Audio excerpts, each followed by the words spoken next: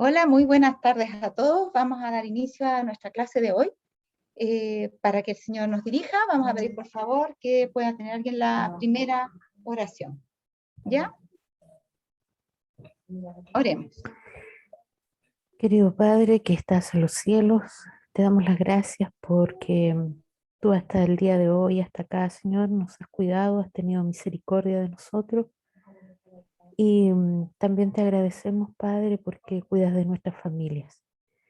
Señor, te quiero pedir que tú perdones nuestras faltas, nuestros pecados, que también tengas misericordia de nosotros, Señor, y nos ayudes para ser mejores hijos tuyos, para ser obedientes, Señor, y para poder hacer tu voluntad.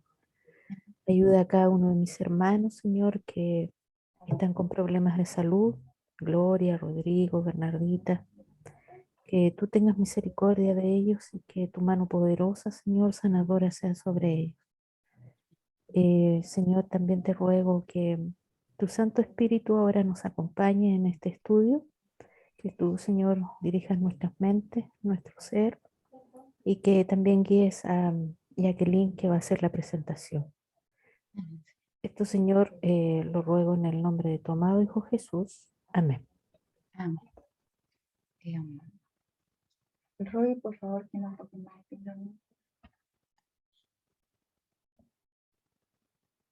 Ya. Muy bien. Entonces, vamos a ver. No me quiere avanzar esta cosa. Ahí, ya. Muy bien, vamos a hacer un repaso rápido de citas que ya vimos, así que las vamos a tratar de leer lo más rápido posible. Acá dice, el enemigo se está preparando para su última campaña contra la iglesia. ¿Ya? Esa es la campaña más fuerte que tiene. Es mejor, decía acá en una de las estrategias que estábamos viendo, que el diablo tiene, es mejor para poder combatir eso no mezclar nunca el culto a Dios con música que utilizar instrumentos musicales para realizar la obra que se me mostró que tendría lugar en nuestras reuniones de reavivamiento. Entonces, para allá se va a ir a meter a las reuniones de reavivamiento con la música como lo hizo en el pasado. Va a ocurrir nuevamente en el futuro. La verdad, para este tiempo no necesitan nada de eso para convertir a las almas. El influjo de los instrumentos satánicos, se refiere a las personas, no a los instrumentos musicales en este caso, se une con el estrépito y el vocerío, con lo cual resulta un carnaval, y a esto se lo denomina la obra del Espíritu Santo. No debería estimularse esta clase de culto, es una clase de culto. Hay varios tipos de clases de culto en donde el diablo está desviando la cosa. Una es con harto boche, este es un tipo de culto que no debería estimularse. Estas personas en Indiana fueron arrastradas por un engaño espiritista. Ya dijimos que el espiritismo no necesariamente entonces tiene que ver con los espíritus de los difuntos, supuestamente que vienen, son ángeles de Satanás disfrazados, sino que también cosas como esta, donde las personas están influidas por los malos espíritus, están posesionados, que no lo sepan, en estos actos de adoración, cultos falsos, estas también se consideran espiritismo, son engaños espiritistas. Luego acá dice, todo culto falso es adulterio espiritual. El Señor ha hablado acerca de la manera en que debiera rendírsele culto. ¿Ya? Hay una manera en que se debe rendir el culto. La forma es importante. Salomón trasladó su lugar de culto a Jerusalén, pero su proceder anterior al sacrificar en un lugar que no había sido santificado por la presencia del Señor, o sea, el lugar también es importante y tiene que ser santificado por la presencia del Señor y hay que tenerle respeto, no es que vamos a tener culto en cualquier parte nada más. Entonces, él por hacer eso, dijo, perdón, ya, pero su proceder anterior a sacrificar en un lugar que no había sido santificado por la presencia del Señor, sino que era dedicado al culto de los ídolos, eliminó de la mente de las personas algo de la repulsión con que se deberían haber considerado. Esta mezcla de lo sagrado y de lo profano fue el primer paso que lo indujo a suponer que el Señor no era tan exigente en cuanto al culto de su pueblo. Y tenemos que tener nosotros mismos cuidado. No mezclar lo sagrado con lo profano. ¿Ya? A veces en el culto introducimos figuras y formas que hemos aprendido del mundo.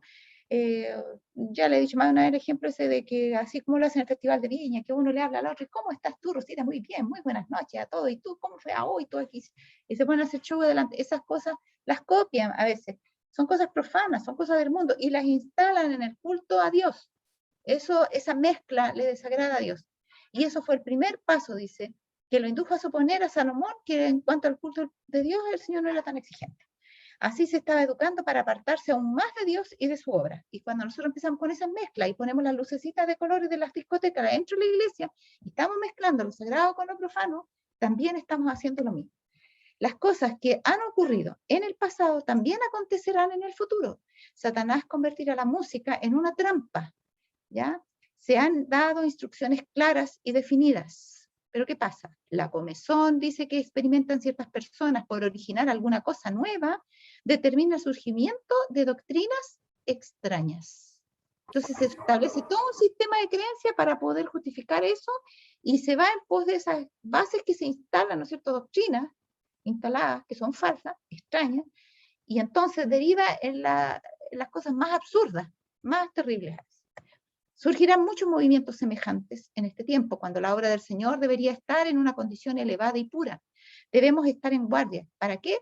Para no ser engañados por las artimañas de Satanás. Hablaba aquí también esta otra cita de que algunos que van a tener sueños y visiones y van a ser falsos, dice, son dirigidos por impulsos e impresiones que creen que proceden del Espíritu Santo y consideran más dignos de fe que la palabra inspirada. Y ahí donde está el tremendo cuidado que hay que tener. La palabra inspirada es lo más importante.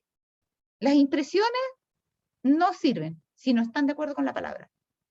Si no están de acuerdo con la palabra, porque también Dios puede darnos impresiones, pero las impresiones que Dios coloca en nuestra mente siempre están en consonancia con la palabra, pero cuando son ajenas a ella o contrarias a ella, entonces ahí sí que tenemos que apartarnos de eso.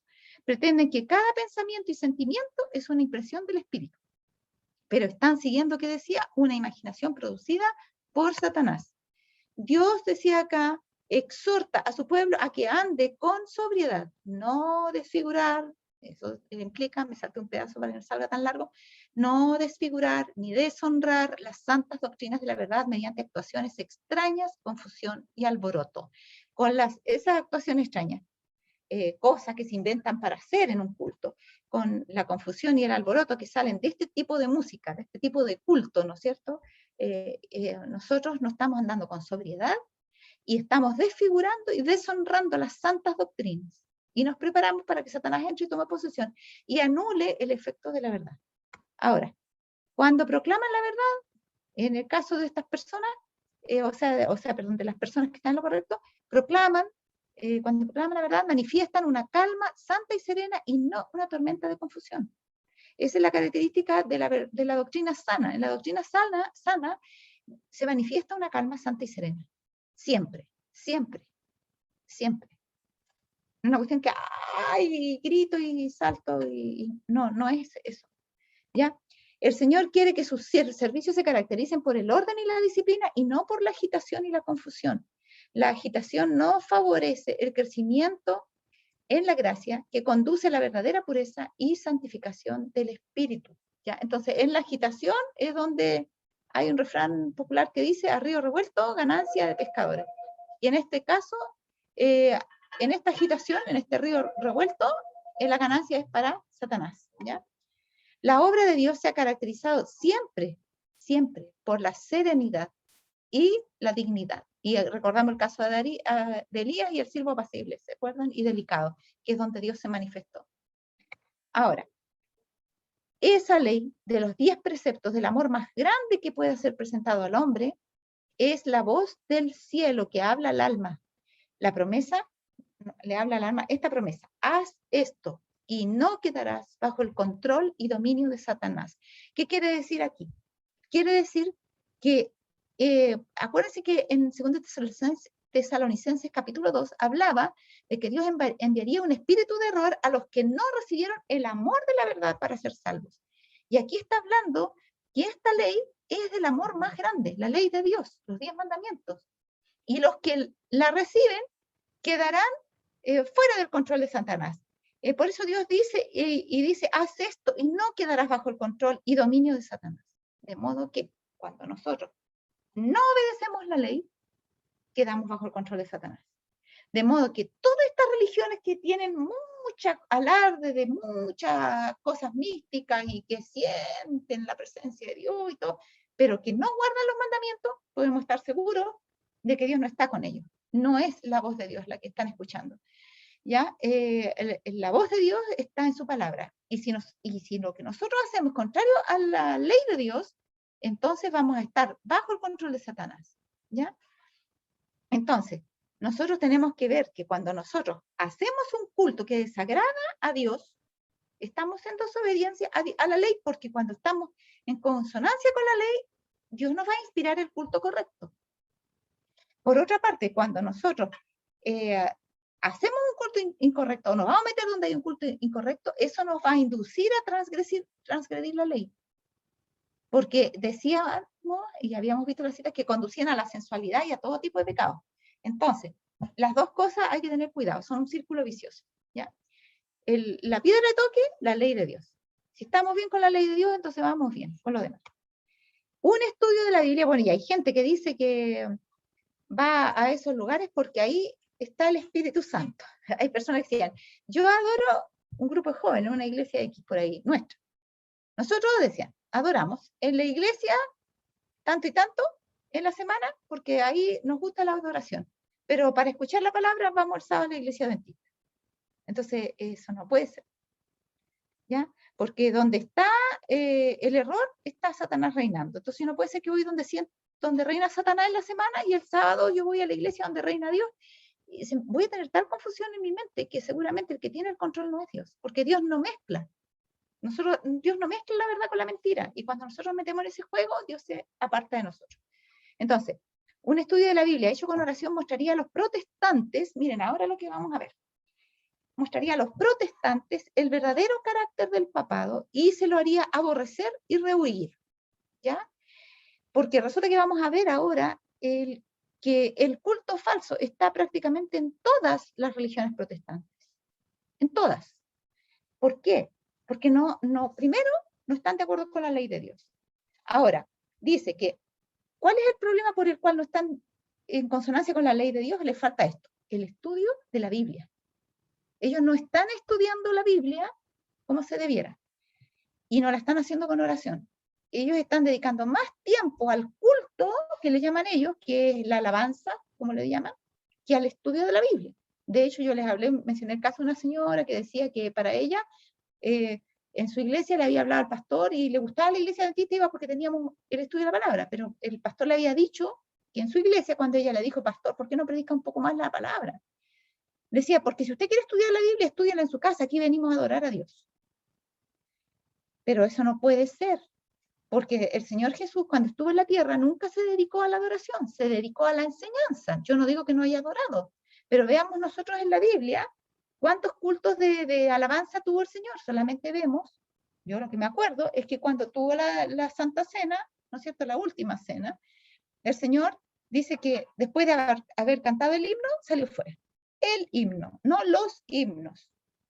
Se hizo el ritual de la Pascua, comieron la Pascua, el Señor instituyó la Santa Cena, terminó de instituirla, cantaron el himno y salieron fuera. El himno, no era un montón de himnos. Los apóstoles, en todas las reuniones que tenían, cuando Pablo fue, ¿se acuerdan cuando Eutico se cayó del balcón porque pasó toda la noche exhortando la palabra y estaba con sueño? Estaban todos con sueño porque él se iba al día siguiente, ya no tenía más tiempo para hablar con ellos, no es lo mejor tener un culto en la noche, pero él se iba y quería aprovechar el conchito tiempo que le quedaba y lo único que podía hacer era dedicar esa noche para estar con ellos al otro día que durmieran. Y lo hizo así, y Eutico se cayó del balcón de sueño, ¿se acuerdan? Y tuvo que resucitarlo porque murió. Entonces, ¿qué pasa? No vemos ahí tampoco.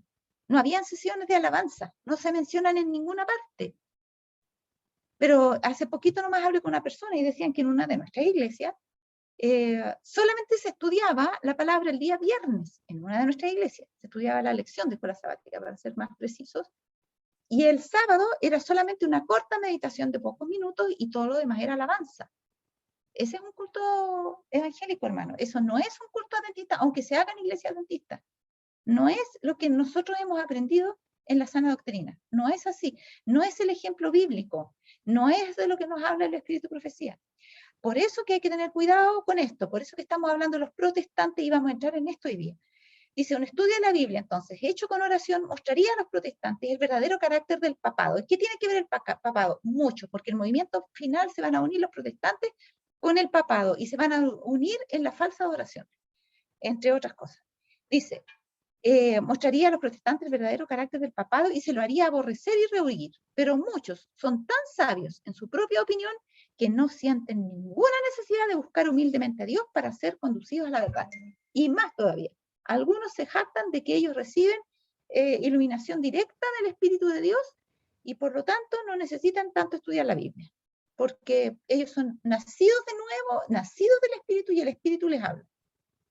Pero fíjense que Jesús estudiaba la Biblia, qué raro, porque no era nacido el Espíritu, ¿cómo? ¿Y por qué le citaba la Escritura aquí y allá? El primer estudio bíblico que dio Jesús en Lucas 24, después de su resurrección, les enseñó por los profetas, los salmos y por toda la Escritura lo que de él decían. Después se encontró con el otro grupo igual, le dijo, no, ustedes no han leído que era necesario que así ocurriese y que así pasase, y les volvió a citar otra vez todas las Escrituras. El Señor Jesús se dedicaba a estudiar las Escrituras y no seguía por el puro espíritu, no, él citaba la palabra. ¿Ya? Entonces, ese es nuestro ejemplo. ¿Se fijan cómo nos desviamos? Ahora dice, no, algunos se desvían, pero dice, muchos son tan sabios en su propia opinión que no sienten ninguna necesidad de buscar humildemente a Dios para ser conducidos a la verdad. Aunque se enorgullecen de su ilustración, ¿ya? Desconocen tanto las sagradas escrituras como el poder de Dios. No conocen ninguna de las cosas. El poder que conocen no es de Dios. Y se lo adjudican a Dios. No se lo adjudicarían a Dios si conocieran las Sagradas Escrituras, pero no las conocen porque no las estudian, con oración y con humildad y con verdadero interés. Necesitan entonces, dice acá, algo para calmar sus conciencias y buscan lo que es menos espiritual y humillante. Lo que desean es un modo de olvidar a Dios, pero que parezca recordarlo. Fíjense ustedes, qué curioso. Miren el diablo que astuto. ¿Ya? Estoy citando el conflicto de los siglos. Necesitan algo para calmar sus conciencias, porque Dios, ¿no es cierto?, los quiere llevar a la palabra. Y recuerdan por ahí algún texto que dice algo, pero no, dicen, no, pero sí, pero es que eso siempre sale, eso hay que verlo en su contexto, y nunca estudian el contexto, lo dicen nomás para tirar la escritura a un lado, o era para ese tiempo, ¿ya? Entonces, perdón, ya, uy, se me corrió aquí, ya. Entonces, como el Señor no los deja tranquilos, porque dice que Dios, dice una cita y mensaje selecto, si mal no recuerdo, que Dios se retira de muy mala gana de la vida de aquellos que alguna vez estuvieron con Él. Y el Señor los persigue, los persigue, los persigue, hasta cuando pasan el punto de no retorno, y ahí ya los abandona. Entonces, ¿qué pasa? Ellos, en esto que el Señor los está persiguiendo, necesitan algo para calmar sus conciencias. La idea de Dios es que la calmen yendo donde Él, confesando sus pecados, reconociendo que están mal, buscando su ayuda, y Él los ayudaría. Pero, ¿qué es lo que hacen en lugar de eso? Buscan lo que es menos espiritual y humillante. Lo más espiritual sería buscar la Biblia, ver lo que Dios dice, dar los pasos que hay que hacer, si hay que confesar algún pecado, si hay que ir donde alguien y pedirle perdón, si hay que cambiar algún mal hábito, esas cosas. Pero para ellos eso no lo consideran espiritual. Espiritual para ellos es estar ahí, alabado sea Dios. Eso es espiritual. Pero esto otro, que son pasos bíblicos, espirituales, esto no lo consideran espiritual. Y para ellos también eso es humillante. Reconocerse pecadores y equivocados es humillante. Fíjense que estamos viendo dentro de todo esto el contexto de la lucha que hubo en el cielo con Satanás. Cuando Satanás se dio cuenta, por fin, después que Dios le dio mucho tiempo y que le dio varias oportunidades de arrepentirse, dice que finalmente él se dio cuenta que estaba en el error. Pero ¿por qué no volvió atrás, siendo que Dios le decía, pero mira, puedes arrepentirte y volver? Dios le habría devuelto de su puesto de querubín cubridor. Pero él se dio cuenta, dice la cita, y creo que ya la leímos cuando empezamos con esto, se dio cuenta que tendría que pedir perdón delante de todos los ángeles. Y eso era muy humillante. Reconocer, estar equivocado es muy humillante, por ejemplo, para un sacerdote católico que se da cuenta que está en el error. Y yo tengo por acá, miren, un librito, por ejemplo, a ver si lo encuentro rápido, si lo encuentro aquí. Se rompieron las cadenas. ¿Ya? Es un sacerdote que confiesa cómo fue su regreso a la verdad de Dios después que estuvo en el catolicismo. Y por eso ya se rompieron las cadenas, porque él estaba atado en el error. Y la última atadura es romper eso, el miedo a la humillación, de tener que, más que humillación, es toda su base de sustentación. Un sacerdote cuando deja de ser sacerdote, lo pierde todo lo que tenía. Por supuesto recupera el cielo, que es lo más importante, pero pierde sus amistades, pierde su familia, pierde su trabajo, pierde sus entradas, pierde el reconocimiento de los que antes lo alababan y lo idolatraban, y gana repudio, gana críticas, desprecio, etc. Entonces, a veces, poder dar el paso para volver a la verdad puede ser humillante, pero ¿saben qué? Es salvífico, y eso es lo más importante. Satanás se habría salvado, pero no quiso, porque no quiso reconocer delante de todos los ángeles. ¿Y saben lo que hizo? En vez de volver atrás, fue y les dijo a los ángeles, que le decían, pero por favor arrepiente, vuelve atrás. Y él fue y le dijo a su grupo de ángeles, que ya los tenía medio convencidos de que no podían volver atrás, porque Dios no los iba a perdonar. O sea, me pierdo yo, se pierden todos, pero solo no me voy a perdonar. No, Dios no, hemos ido demasiado lejos, tenemos que seguir adelante. Así lo hizo Satanás. Entonces, esta gente, para calmar sus conciencias, buscan lo que es menos espiritual y humillante. Porque reconocer delante de todos que su culto ha sido falso, que están equivocados, que todo es muy humillante. Lo que desean entonces es un modo de olvidar a Dios, pero que parezca recordarlo. Y ahí está. Harto tambor, hartas luces, harta agitación, hartos amenes, gloria a Dios, aleluya. Y ahí vamos a salir como tan enfervorizados que vamos a sentir como que Dios está con nosotros, aunque en el fondo de sus corazones el Espíritu Santo sigue diciéndole, yo no estoy contigo, vuélvete a mí. ¿Y cómo lo hacen? Ahora miren, el papado responde perfectamente a las necesidades de todas esas personas. Es adecuado a dos clases de seres humanos que abarcan a casi todo el mundo. Primero, los que quisieran salvarse por sus méritos, y ahí tenemos al católico típico, que hace mandas, que hace donativos, que piensa que de alguna forma sí, el Señor puede tenerlo en consideración y perdonarle sus pecados y aguantarlo así como Él es, ¿ya? Van, confiesan con el cura ahí, confiesan sus pecados y después salen así los mismos pecados de nuevo. Esos piensan que por sus méritos, creen que es un mérito, todas esas cosas, las penitencias, el dinero, y hasta en la misma confesión para ellos es un mérito. Y también está la otra clase, los que quisieran salvarse en sus pecados. Y ahí tenemos a todos los protestantes. Ellos quieren seguir practicando sus pecados, pero con la aprobación de Dios o la comprensión de Dios. O sea, Dios sabe que nosotros somos carnales. Dios nos acepta así. Dios nos acepta como somos. Y yo le he dicho una y otra vez. Dios nos acepta como somos antes de que lo conozcamos. Cuando ya lo conocemos, Dios empieza enseguida a trabajar en nuestras vidas y antes de eso, para que podamos conocerlo. Pero después empieza a trabajar con el plan segundo, que es cómo te hago regresar del error a la verdad, de la desobediencia a la obediencia. Cómo trasladarte del reino de las tinieblas al reino de su amado Hijo, dice la Escritura. Entonces, para eso hay que salir del pecado. Pero estos se quieren salvar en sus pecados. Creen que con toda la alabanza sustituyen la verdadera obediencia. El papado dice que tiene esas dos cualidades. El papado, ¿no es cierto?, enseña a salvarse por los méritos, y ahí tenemos un montón de cultos con rituales y cosas, y a salvarse en sus pecados. O sea, Dios te absuelve. Basta que confieses el pecado, yo te absuelvo, dice el sacerdote. No importa, mira, rézate tanta madre, Ave María, Padre Nuestro, y estás listo. Pero no hay ningún verdadero arrepentimiento ni un cambio de vida. ¿Ya? Entonces la gente se siente como liberada, porque ya se desahogó con el curita y está todo bien, y vuelve a hacer las mismas cosas. Total, Dios lo comprende y lo ama así, porque el cura le dijo que lo absolvía. Entonces, y resulta que los protestantes van por la misma línea, y se caracterizan más por esta cuestión de que ellos quieren salvarse en sus pecados. Dicen que Dios los ama y los entiende así, que Dios sabe nuestras debilidades, que Cristo murió por mis pecados, por lo tanto, más o menos la idea es, yo puedo seguir pecando.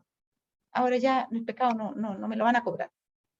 Ante el trono, miren esta visión. Esta visión nos va a explicar mucho de cómo se produjo esta separación entre la iglesia del tiempo del fin y las iglesias protestantes. ¿Ya?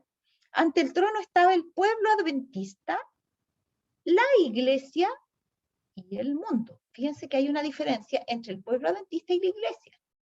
¿Les llama la atención eso? A mí me llama la atención. El pueblo adventista, la iglesia y el mundo.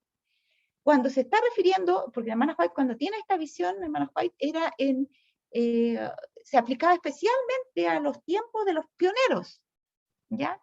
Cuando ellos estaban recibiendo el mensaje que estaba comenzando el juicio investigador, ¿ya? O incluso antes, porque la visión parte del movimiento millerita, Y cuando la gente fue llamada por Miller a prepararse para la segunda venida de Cristo, se les llamó adventistas, porque creían en el advenimiento inminente de Jesús. Pero había un resto, las otras iglesias, que no creían en eso y se burlaban de los que proclamaban la segunda venida. Y estaba el mundo, los indiferentes del mundo, que no estaban ni ahí con nada espiritual, ni con los adventistas, ni con la iglesia en general. Que ellos vivían para trabajar, para el bolsillo y para sus cosas. Entonces la hermana White ve esas tres cosas. Entonces, y también en el mundo están, por supuesto, los que fueran de este grupo o de este otro, eran mundanos y vivían para el mundo, aun cuando estuvieran dentro de la iglesia.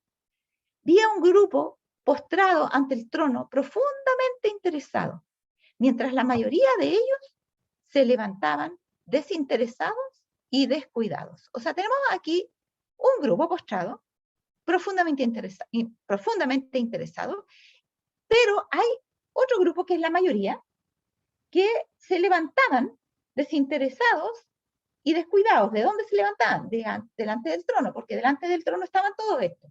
Unos quedaban ahí, interesados, muy interesados, postrados, y estos otros se levantaban desinteresados y descuidados. Aquellos que estaban inclinados ante el trono ofrecían sus oraciones y miraban a Jesús, o sea, los que estaban ahí profundamente interesados, inclinados, oraban, miraban a Jesús, lo contemplaban. Luego él miraba a Jesús, a su Padre, y parecía suplicarle. Entonces vino una luz del Padre hacia su Hijo y de él a la compañía de oración. Obviamente es claro que Jesús estaba intercediendo por los que oraban, suplicó al Padre, el Padre le dio lo que le concedió lo que Jesús le pidió para su pueblo y Jesús se lo dio a su pueblo, a los que estaban orando. Entonces vi una luz extremadamente brillante que venía del Padre al Hijo y del Hijo ondeaba sobre la gente delante del trono. Ahora viene algo especial. No solamente la respuesta a las oraciones de ellos, sino algo que Dios les va a dar. Es una luz extremadamente brillante. Viene del Padre hacia el Hijo, de la misma manera que lo anterior, los dones del Padre por medio del Hijo a su pueblo. Pero ahora ondea sobre la gente delante del trono.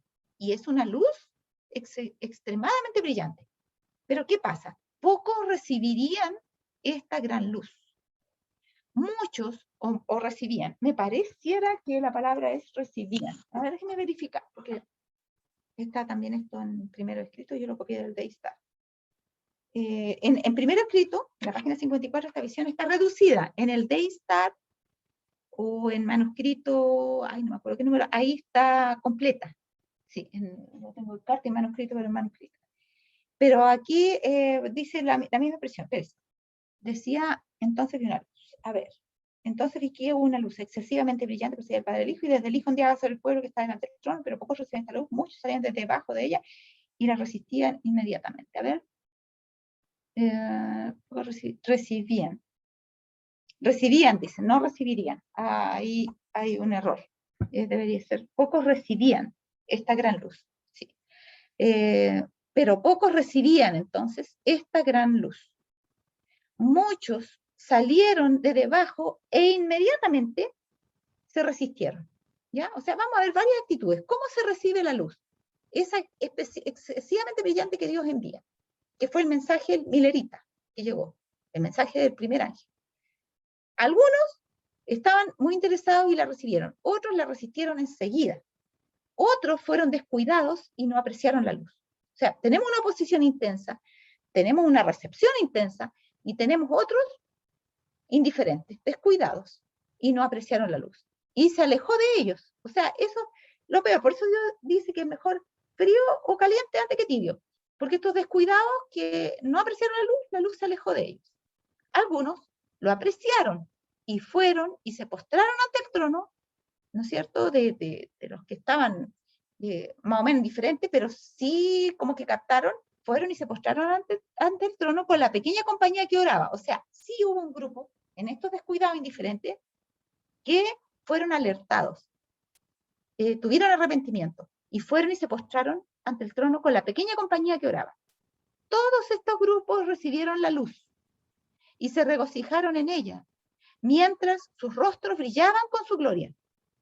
Todos estos grupos recibieron la luz. Entre paréntesis, espérenme un segundito, les quiero mostrar. Este es el libro Cartas y Manuscritos, ¿ya? El primer tomo. De aquí la saqué yo la visión, ¿ya? Pero esta fue copiada del Daystar. Entonces yo me fui al Daystar para poder encontrarla traducida al español, porque ahí uno le pone en el Google Traductor y la puede encontrar traducida al español, ¿ya? Entonces, dice, algunos apreciaron y fueron y se postraron ante el trono con la pequeña compañía que oraba. Todos estos grupos recibieron la luz y se regocijaron en ella mientras sus rostros brillaban con su gloria, ¿ya? Luego vi al Padre, o sea, yo busqué en el Google, también sale carta y manuscrito a veces, pero justo esta no estaba, así que tuve que ir al de esta, ¿ya? Por si acaso. Si ustedes la quieren buscar, búsquenla en el Daystar.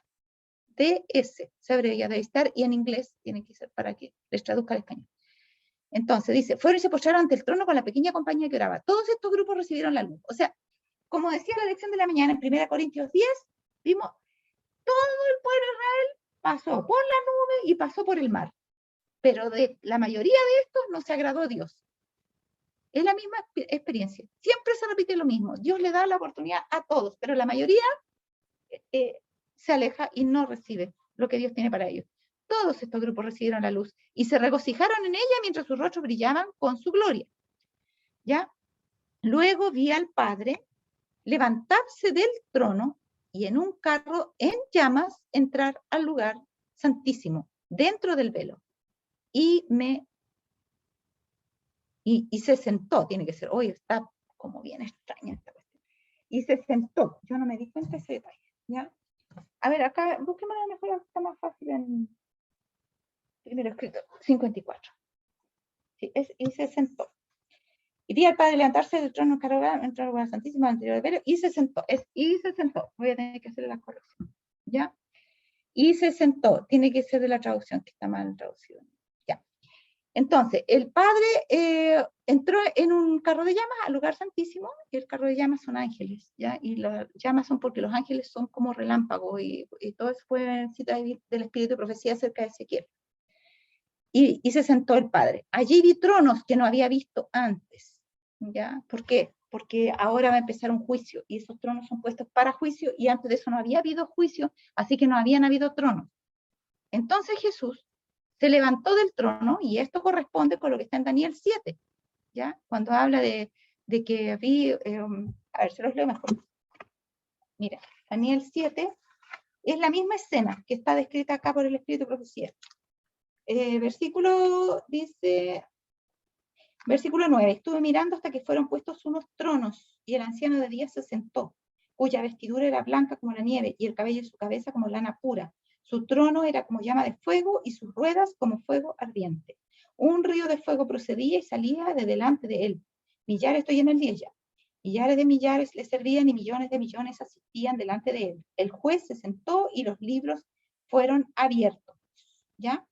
Después dice que, y sigue, y está relatando lo mismo, dice, yo entonces miraba a causa de la voz, de las grandes palabras que hablaba el cuerno, miré hasta que mataron a la bestia por ¿verdad?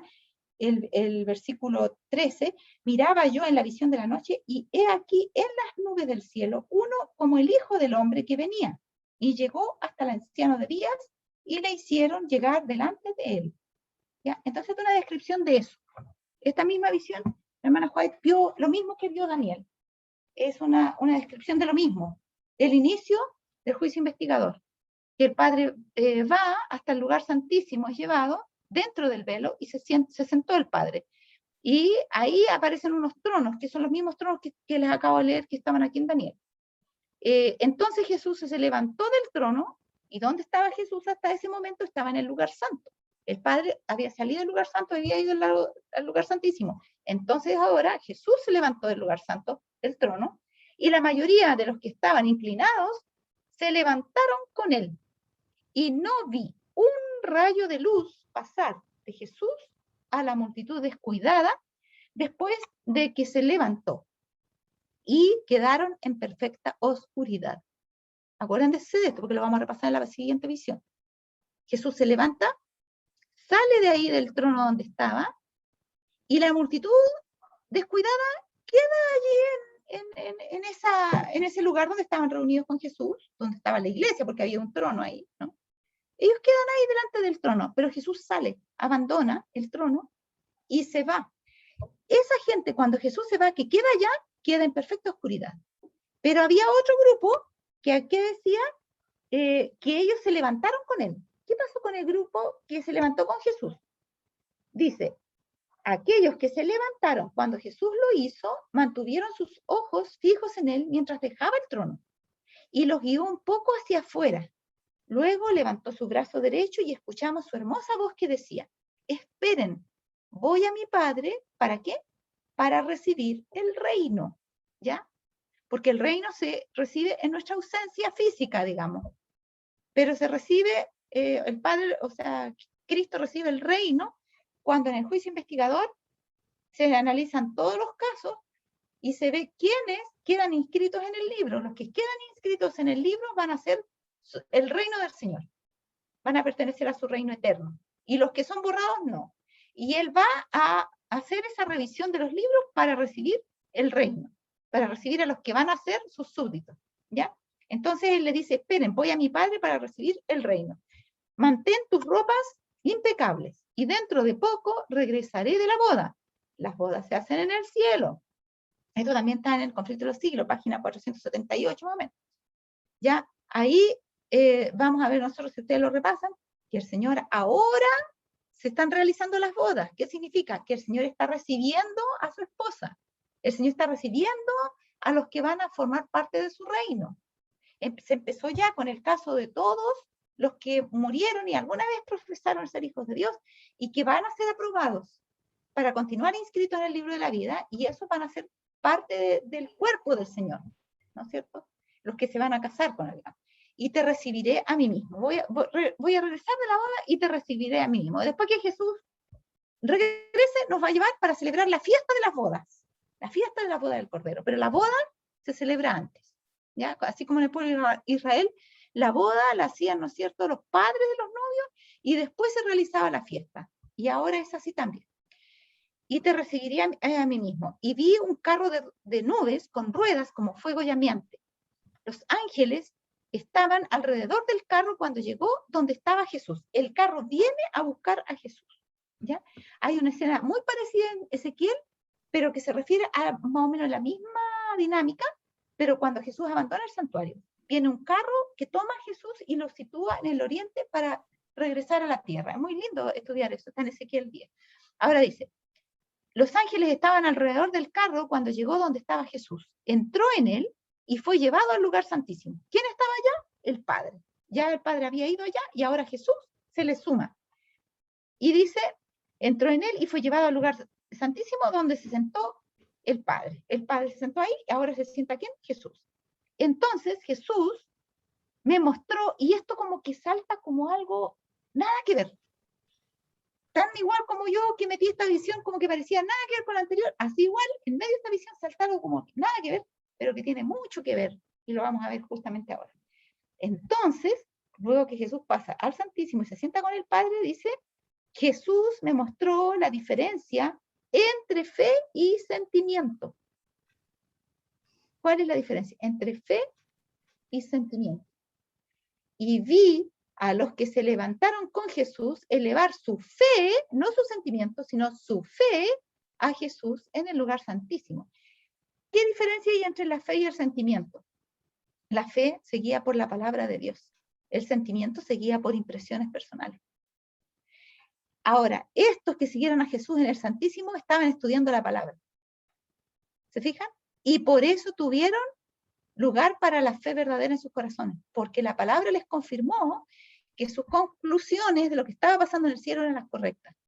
Ya todo calzaba, las profecías estaban detallando con exactitud una serie de cosas que estaban ocurriendo en la fecha exacta que había sido dada en la profecía, y ellos se dieron cuenta que Jesús efectivamente había entrado en el lugar santísimo, finalmente, porque hubo chasco, pero estamos hablando del resultado final. Entonces, ellos elevaron su fe a Jesús en el lugar santísimo. ¿En qué se fundaba la fe? En la palabra de Dios. ¿En qué se fundaban los que no ejercían esa fe y que se quedaron en el lugar santo? Esos que eran descuidados, indiferentes, en sus sentimientos. Se quedaron adorando ya delante de un trono donde Jesús ya no estaba. Entonces dice, esto, vi a los que se levantaban con Jesús, elevar su fe a Jesús en el lugar santísimo y orar. Padre, danos tu espíritu. Entonces Jesús soplaba sobre ellos el Espíritu Santo, ¿ya? El Espíritu Santo de verdad, ¿no? Cuando Él esté en el Santísimo, nos va a dar el Espíritu Santo como el derramamiento de la lluvia tardía. Sabemos que en tiempos que fue dada esta visión, Él lo quiso derramar, pero fue rechazado. Y Jesús tuvo que retirarlo y tuvo que a la vez mandar sujetar los vientos para que los acontecimientos del tiempo del fin no siguieran en proceso, porque su pueblo todavía no estaba preparado, ¿ya? Entonces Jesús soplaba sobre ellos el Espíritu Santo. Y ahí, si quieren ver cómo se rechazó el Espíritu Santo, estudien Mensajes Selectos, tomo 1, en la página 50 más o menos en adelante. Pueden estudiar Testimonios para los Ministros, página 82 aproximadamente. Ahí sale toda esta historia de cómo se rechazó por nuestros pioneros el Espíritu Santo. También está en los escritos sobre 1888. ¿Ya? Ahora, en el aliento había luz, entonces Jesús soplaba sobre el Espíritu Santo. En el aliento había luz, poder y mucho amor, alegría y paz. ¿Ya? Eso es lo que Dios les daba. Y no es una cuestión que han dado vuelta por el aire, sino que es la respuesta de Dios en sus corazones, como resultado de su estudio y su fe en la palabra de Dios. Entonces había luz, porque se dieron cuenta efectivamente de qué se trataba todo, había poder, proclamaron la palabra para los que eran sinceros, que realmente creyeron, y había mucho amor entre ellos. Había alegría y también había paz. Luego me volví para mirar a la compañía que todavía estaba inclinada ante el trono. Fíjense que los porfiados de esos otros siguieron allá, adorando. El mal realmente es necio. Uno dice, ¿cómo perder el tiempo en algo que no sirve para nada? Porque, ¿para qué ir a la iglesia si se van a perder? Esta gente está en una iglesia falsa. Podían estar en la misma iglesia, sentados al lado uno del otro, pero la visión no está hablando de un lugar físico, está hablando de una actitud. Está hablando de dos grupos en la iglesia. Acá, gente que mira por fe al Señor y otros, y son de distintas iglesias que había en ese tiempo, ¿no es cierto? Y otros que pueden estar sentados al lado suyo, pero están en el error. Y él pasó así con nuestros pioneros. La hermana White pertenecía, por ejemplo, ella, a la iglesia metodista. Y mientras ella recibió el mensaje, muchos de su iglesia no lo recibieron, le hicieron una guerra tan fuerte que finalmente los echaron de la iglesia, a ella y a toda su familia.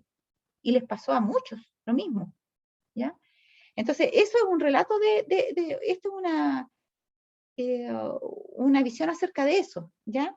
Pero en forma más simbólica, se puede decir, para que entiendan la realidad espiritual que había detrás, mientras que ellos no la veían. Entonces, la realidad espiritual es que aquí había una lucha espiritual entre Satanás y Cristo. Cristo estaba haciendo algo, sus seguidores lo seguían, Satanás estaba haciendo algo y sus seguidores lo seguían a él, ¿ya? Entonces, la compañía que aún estaba inclinada delante del trono eran los que no siguieron a Jesús. Ellos no sabían que Jesús lo había dejado, el trono. Jesús había abandonado ese trono. Satanás parecía estar junto al trono, tratando de llevar a cabo, ¿qué cosa? La obra de Dios. Satanás tratando de llevar a cabo la obra de Dios. ¿Se dan cuenta ustedes? Entonces, aquí está el engaño, ¿ya? Satanás en el lugar donde se supone que debiera estar Dios, en la iglesia. Y en el trono, o sea, en un lugar prominente. Y tratando de llevar adelante la obra de Dios, o sea, sugiriendo a los líderes de las iglesias planes, estrategias para hacer la obra de Dios. Los vi mirar hacia el trono y orar. O sea, ellos también oraban, ¿ah? No es que no oraran, sí, oraban. Padre mío, danos tu espíritu. O sea, la oración es la misma. Los otros también pedían, Padre, danos tu espíritu. Aquí, Padre mío, danos tu espíritu. Entonces, Satanás soplaba sobre ellos una influencia impía. ¿Se acuerdan del video que vimos? Y que algunos de ellos cuando los tocaban, ese toque que era para impartir el Espíritu Santo y que era cosa de tocar las manos para que todos los que les tocaban las manos recibieran el Espíritu, ellos, el testimonio de ellos era que se recibían un amor increíble cuando los tocaban con las manos y se iban de espalda y caían al suelo y le venían esos movimientos de cabeza y esas cuestiones raras. Entonces, cuando el verdadero amor se manifiesta, no es un mero sentimiento. Esa es la diferencia entre fe y sentimiento. Pero este amor que ellos sentían no era verdadero. Es una influencia que les da la sensación de que eso es amor, pero es puro sentimiento. Y nada más que sentimiento. Esto que vimos en el video, era puro sentimiento. Y era como verlo retratado lo que está aquí en esta visión. Satanás soplaba sobre ellos una influencia impía. En él había luz y mucho poder. Claro, ellos creen, pueden hacer milagros, ¿no? Y se necesita poder, sí, el poder es real, Satanás tiene poder. Y pueden hacer milagros, sí pueden hacer, pero no son milagros verdaderos. Cuidado, porque sí pueden ser milagros verdaderos, ¿ya? Y dice que eso son una de las cosas que van a engañar a muchos adventistas, porque van a pensar, no, si eso es pura mentira. Y cuando nos demos cuenta que es verdad, ahí vamos a caer. No caigamos, porque Satanás también tiene poder para hacer milagros. En él había luz y mucho poder, pero no dulce amor, alegría y paz. ¿Ya? El objetivo de Satanás, y esa luz que dice que hay mucha luz, es una luz mística, no es una luz basada en la palabra de Dios también. Todo es impostura. Ahora, perdón, aquí decía, el objetivo de Satanás era mantenerlos engañados y hacer retroceder y engañar a los hijos de Dios. ¿Ya? Por eso él se va a reunir ahí al lado del trono. ¿Para qué? Para captar todos esos que quedan ahí, que no se dan cuenta que Jesús los abandonó, y para hacerles creer que Él es Jesús. Y los mantiene así engañados. Vi a uno tras otro salir de la compañía que estaba orando a Jesús en el lugar santísimo. Ahora, miren, en base a eso, a ver si que lo encuentro aquí, porque no lo tenía programado, pero... a ver... pero... No, mira, escrito. Estaba aquí. Miren lo que decía acá, que lo hemos leído varias veces, pero para que lo conecten con esto, ¿ya? Fíjense que, ¿se acuerdan que ellos recibieron luz y poder, pero nada de dulce amor, gozo y paz? Y Satanás los quería mantener engañados y los quería tener adentro de la iglesia para hacer retroceder y engañar a los hijos de Dios, a esos que habían ido hacia el lugar santísimo, para que ellos volvieran, salieran de allá del lugar santísimo y vinieran al lugar santo donde él estaba, y para engañarlos. Ahora eso tiene que ver con las verdades del lugar santo y las verdades del lugar santísimo. Porque las iglesias protestantes no hablan nada de las cosas que están en el lugar santísimo. Y ahí se nota que están en el lugar santo. Pero cuando Dios avanzó, nosotros debemos avanzar. ¿Se fijan? Pero ellos se quedaron en las cosas que están en el lugar santo. O sea, la intercesión de Cristo, los panes, las proposiciones, el alimento espiritual, que Dios nos provee de alimento espiritual, están en la luz de la lámpara y todo eso, pero no está, por ejemplo, el arca donde está Dios, y la presencia de Dios no está adentro de la ley de Dios, adentro del arca, no está la reforma para salud representada en el vasito con maná, ni la vara de Aarón que reverdeció, que representa cómo Dios guía a su pueblo mediante el liderazgo dentro de la iglesia, no, nada de eso, ¿ya? Que es un liderazgo de parte de Dios. Ahora, miren lo que dice acá, en base a esto, que conectemos con esta cosa, cómo engaña Satanás. Vi una numerosa compañía, estoy en la página 227 de Primeros Escritos. Vi una numerosa compañía que profesaba el nombre de Cristo, pero Dios no la reconocía como suya, no se complacía en ella. Satanás asumía carácter religioso y estaba dispuesto a que la gente se creyese cristiana, y hasta estaba también ansioso de que creyeran en Jesús, en su crucifixión y resurrección, lugares del lugar santo. Satanás y sus ángeles creen todo esto ellos mismos y tiemblan. Pero si la fe del cristiano no lo mueve a buenas obras, ni induce a quienes la profesan a imitar la abnegación de Cristo, Satanás no se conturba, porque como entonces los cristianos lo son solo de nombre y sus corazones continúan siendo carnales, él puede emplearlos en su servicio mucho mejor que si no profesaran ser cristianos. ¿Se fijan? Ocultando su deformidad bajo el nombre de cristianos, eso que querían recordar, o sea, olvidar a Dios, pero pareciendo como que lo recordaban, ¿ya? Entonces dice, ocultando su deformidad bajo el nombre de cristianos, pasan por la vida con sus profanos temperamentos y sus indómitas pasiones. Esto da motivo a que los incrédulos achaquen a Cristo las imperfecciones de los llamados cristianos y desacrediten a los de pura e inmaculada religión. ¿Sí? ¿Estás hablando algo? ¿Sí? ¿Rodrigo? ¿Qué, ¿decías algo? Ah, no, era un micrófono, se había quedado encendido. Ya, entonces, ¿qué está diciendo? Esto es, más o menos corresponde a la misma otra visión. ¿Cómo lo hace Satanás mientras está delante del trono? ¿Cuáles son sus propósitos? ¿Cuáles son las actitudes de esas personas que están ahí? Son carnales. Y Satanás les conviene tenerlos allí creyéndose ser cristianos, para sacar del lugar santísimo a los que son... Ellos van a demostrar como que tienen hasta más fervor que los hijos de Dios, porque son puros sentimientos. Y los hijos de Dios van a decir, nosotros en realidad somos medio desabridos, como escuchaba alguien. Sin lo evangélico, una persona adventista. Sin la ayuda del evangélico, nosotros nunca vamos a recibir el Espíritu Santo. Imagínense, hermano, una esposa de un dirigente. Ahora aquí, continuamos con esto. Vi a uno tras otro salir de la compañía que estaba orando a Jesús en el lugar santísimo, ir y unirse a los que estaban delante del trono, y de inmediato recibieron la influencia impía de Satanás. Y esto es lo dramático. Vi a uno tras otro salir. O sea, Satanás logró su objetivo en gran manera. Los que habían entrado al lugar santísimo retroceden a la verdad del lugar santo.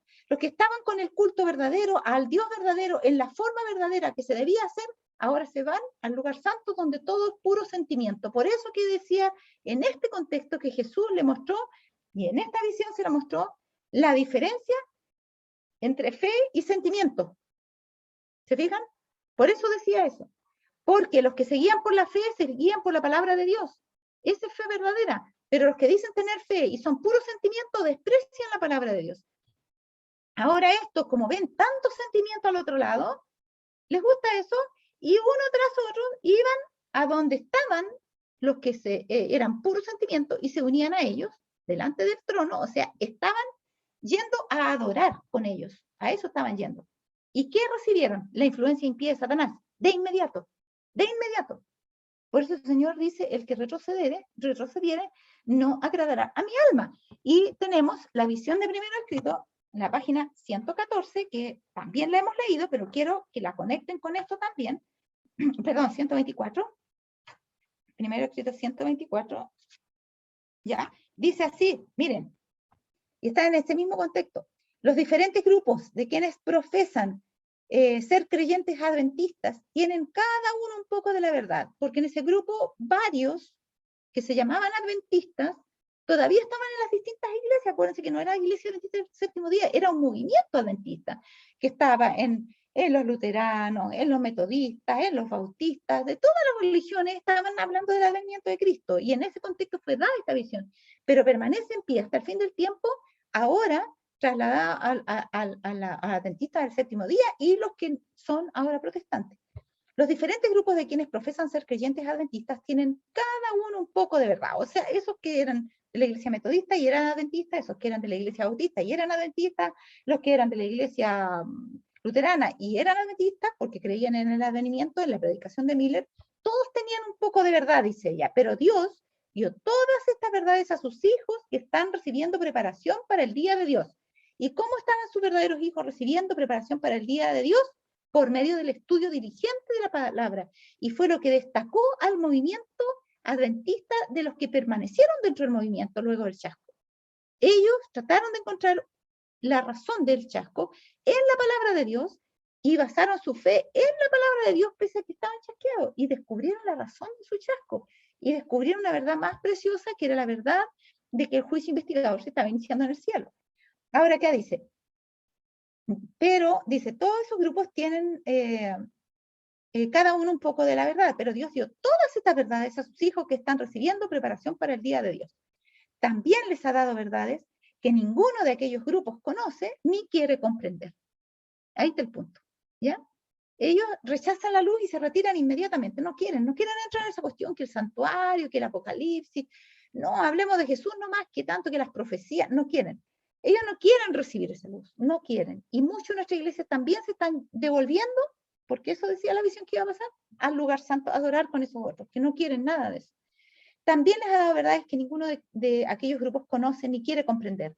Las cosas que están selladas para ellos, acuérdense que, fue en el grupo del otro día que estuve, ahí donde veíamos que el Señor tiene el poder de abrir la mente para que entendamos y de cerrar la mente. Con los discípulos camino de Maús, dice que los ojos de ellos estaban nublados para que no lo conociesen. Y ese fue un milagro sobrenatural para que ellos pudieran escuchar la palabra de Dios sin entusiasmarse con la visión de Jesús que estaba ahí. Y no lo reconocieron, cosa que era un verdadero milagro, un milagro extraño, porque después de que lo amaban tanto y estaban con él en todas las partes, en todos los lugares donde Jesús estaba, que no lo conocieran, caminando con ellos, un largo trecho, eran 12 kilómetros de Maús para acá, no sé qué parte del camino se encontrarían con Jesús, pero fue bastante camino porque Jesús les habló de muchas cosas, tanto que se hicieron amigos y lo invitaron a comer con ellos. Y después se dieron cuenta que era Jesús, cuando Jesús se desapareció de su vista, cuando levantó las manos y le vieron las señales de los clavos. Pero ¿qué hizo Jesús? Les habló y les dijo, insensatos y tardos de corazón en creer todo lo que los profetas han dicho. ¿No era necesario acaso que el Cristo padeciera y después entrara en su gloria? Y dice que por medio de todas las escrituras les fue diciendo lo que de él decían. Entonces Dios hizo un milagro y cerró la visión de ellos para que no lo conocieran, ¿ya? Pero también tenemos otros casos en que Dios abrió el entendimiento.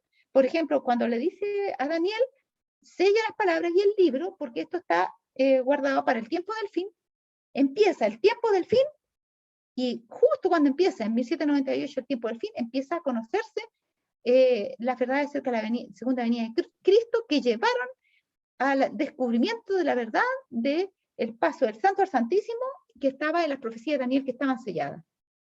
Fueron deselladas, sí, al comenzar el tiempo del fin. Sí, José.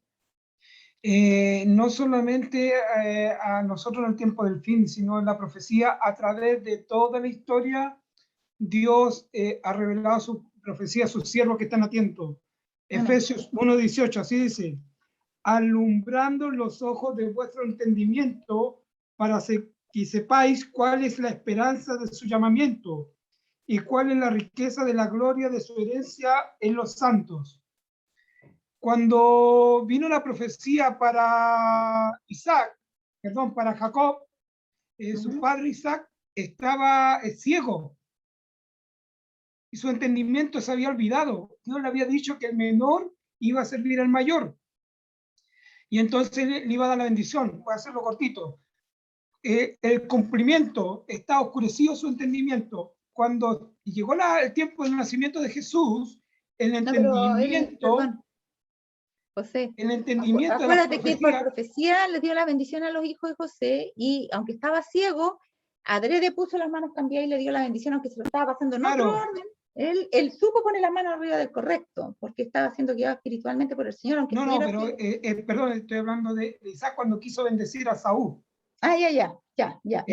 La bendición, en Jacob, la bendición te fuiste para Jacob. La bendición era para Jacob, no era para Saúl. Isaac, su entendimiento había sido entenebrecido por la comida y todo lo demás. Pero y no por el sentimiento que tenía hacia su hijo. Claro, era ahí está, lo mismo acá, movido por el sentimiento, más que por la palabra de Dios. Lo mismo ocurrió cuando Jesús vino a nacer. El pueblo estaba entenebrecido. Solamente unos estudiosos de las profecías bíblicas, que no eran del pueblo de Israel, comprendieron el tiempo que iban a hacer. Y vinieron a Israel. Y ahí nadie sabía. El mismo rey consulta a los profetas y dice, oye, sí, por ahí hay una profecía que dice que en Belén iba a nacer el Mesías y todo lo demás.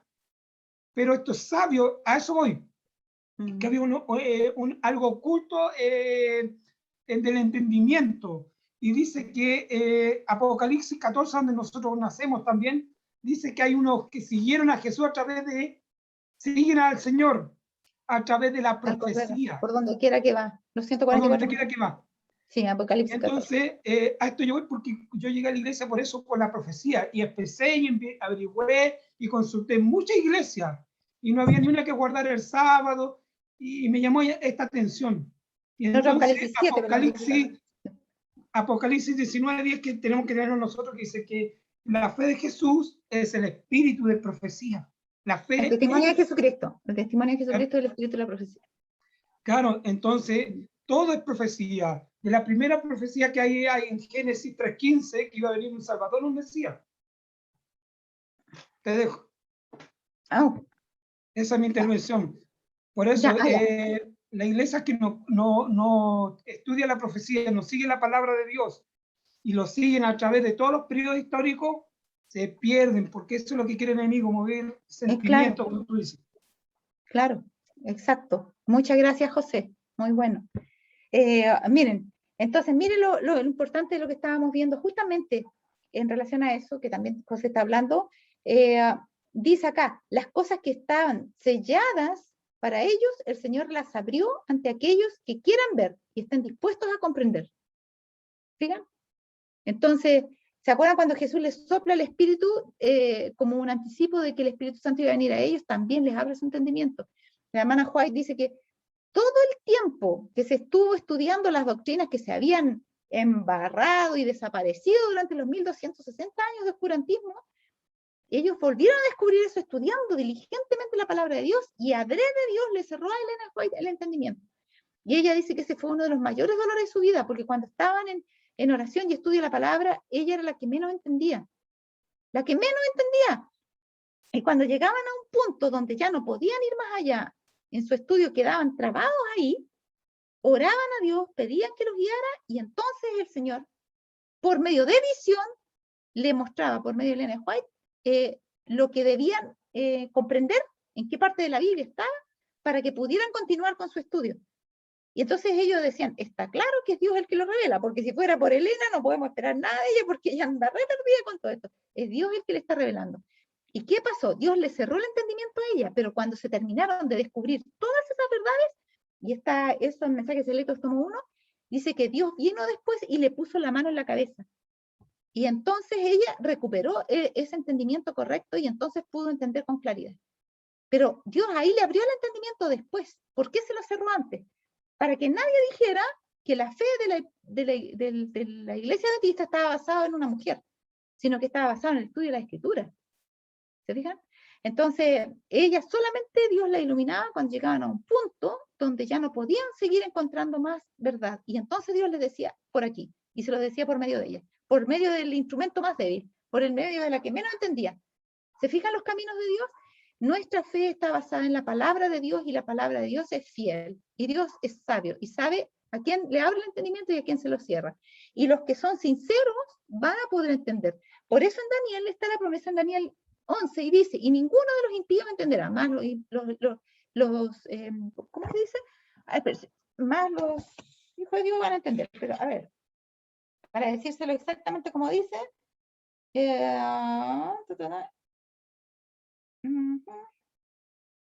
versículo, mire, si alguno me ayuda a encontrarlo, pero está en Daniel 11, ¿ya?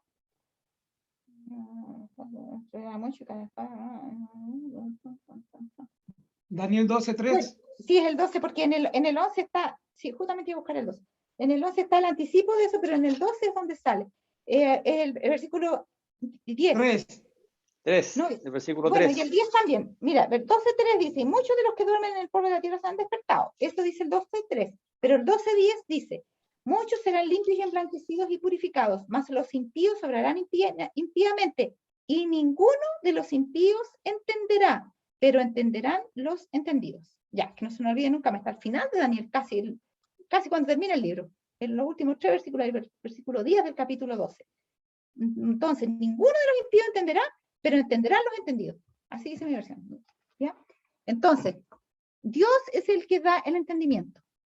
No es la erudición. Yo puedo estudiar 20 años de teología y no saber nada bien, y confundir a la gente, y irme por camino equivocado si es que no estoy con Dios. La verdadera erudición viene de Dios, y viene cuando Él la quiere dar, y a quien Él se la quiere dar, y para el propósito que Él la quiere dar, en el momento preciso en que Él sabe que eso se va a necesitar. ¿Se fijan? Entonces debemos ser humildes para buscar la verdad, debemos ser cuidadosos. Miren, ahora, ya, no terminamos con lo de acá. En primer escrito, la página 124, ¿dónde estamos? Entonces, las cosas que están selladas para ellos, el Señor las abrió ante aquellos que quieran ver y estén dispuestos a comprender.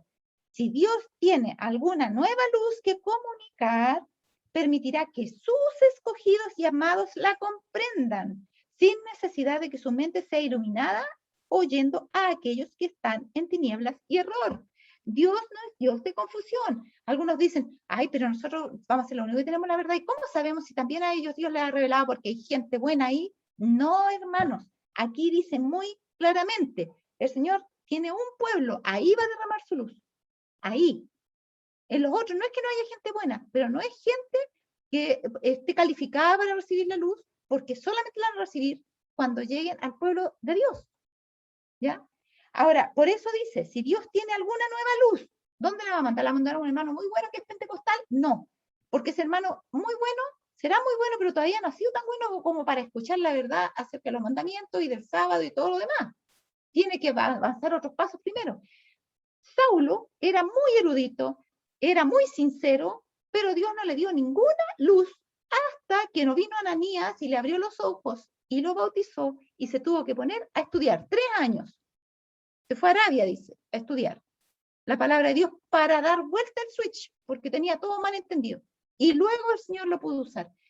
¿Cuándo lo pudo usar? Cuando después, cuando lo mandaron a predicar, hicieron imposición de manos y lo mandaron a predicar a los gentiles. Entonces, en su iglesia, donde Dios va a entregar la luz, no se la va a entregar a un hombre bueno por aquí, otro por allá, no se la entregó a Saulo, se la entregó a Pablo convertido, y dentro de su iglesia, después de bautizarse. ¿Se fijan?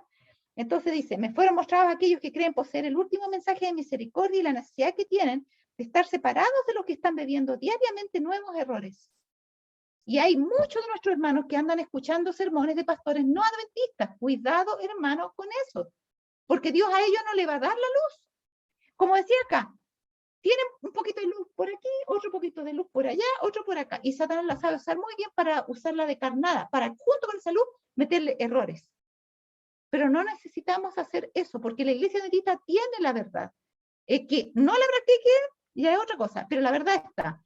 Lo mismo como Jesús dijo respecto a los dirigentes de su tiempo, hagan todo lo que ellos digan, pero no hagan como ellos hacen, porque ellos dicen y no hacen, pero de que dicen lo correcto, ellos saben la verdad, pero cuando está por cierto avalada por la palabra de Dios, ¿ya? Porque también después ellos dijeron que Jesús no era el Mesías, y no tenía ningún respaldo en la palabra de Dios, y Dios los tuvo que abandonar. Ahora, me fueron mostrados aquellos que creen que poseer el último mensaje de misericordia y la necesidad que tienen de estar separados de los que están bebiendo diariamente nuevos errores. Vi que ni los jóvenes ni los ancianos deberían asistir a sus reuniones, aunque sea por Zoom, aunque sea por internet, aunque sea por diferido, hermano, el engaño llega igual. Porque es malo alentarlos así. Bueno, en el caso cuando es presencial, es peor porque usted los alienta. Vinieron hasta los adventistas a mi reunión, dicen ahí. Es malo alentarlos así mientras enseñan el error, que es veneno mortal para el alma, y mientras presentan como doctrinas los mandamientos de los hombres. La influencia de tales reuniones no es buena. Si Dios puede usted salir lleno de sentimiento, cuidado, ¿quién manda los sentimientos cuando se está metido entre medio del error? Satanás. Si Dios nos ha librado de tales tinieblas y error, debemos destacarnos firmemente en la libertad con que nos emancipó y regocijarnos en la verdad. Dios siente desagrado hacia nosotros cuando vamos a escuchar el error sin estar obligados a ir, porque a menos que nos mande a aquellas reuniones donde se inculca el error a la gente por el poder de la voluntad, no nos guardará. Los ángeles dejan de ejercer su cuidado vigilante sobre nosotros y quedamos expuestos a los golpes del enemigo para ser entenebrecidos. Acuérdense que eso recibir inmediatamente la influencia impía de Satanás. Para ser entenebrecidos y debilitados por él y por el poder de sus malos ángeles. Y la luz que nos rodea se contamina con las tinieblas. ¿Ya? Vi que no tenemos que desperdiciar tiempo escuchando fábulas, algunos que les encanta porque les cuentan en sus sermones mucha historia y cosas. Nuestros pensamientos no deben ser distraídos así, sino ocuparse con la verdad presente y en la búsqueda de sabiduría, a fin de obtener un conocimiento más cabal de nuestra posición, para que con mansedumbre podamos dar razón de nuestra esperanza basándonos en las Escrituras.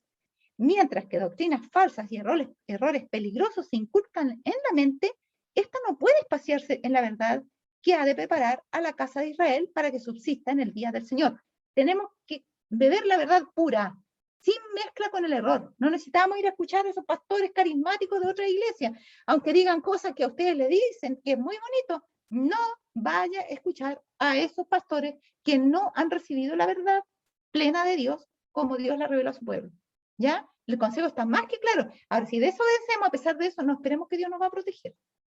Vamos a terminar, estamos pasado el tiempo, vamos a terminar esta visión y vamos a dejar para la próxima lo que sigue. Entonces, dice acá, ¿saben qué? Miren, esta era la anterior. Eso vamos a dejarlo hasta ahí. Y vamos a retomar acá la próxima vez porque aquí comienza la otra visión.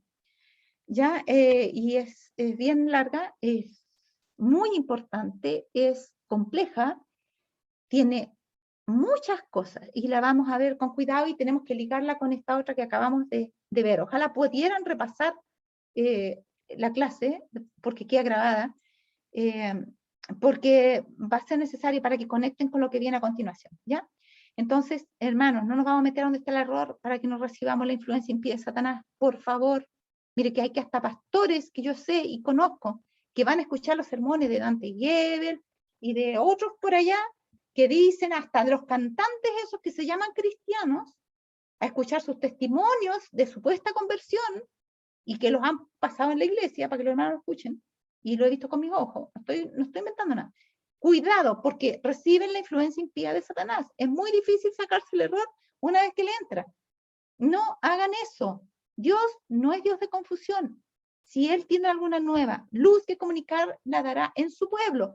Nosotros no tenemos necesidad de ir a escuchar la verdad en donde diariamente se predica el error. Así que ahí no vamos a encontrar la verdad. Vamos a encontrar pedazos de verdad unidas al error. Y esa es el veneno perfecto.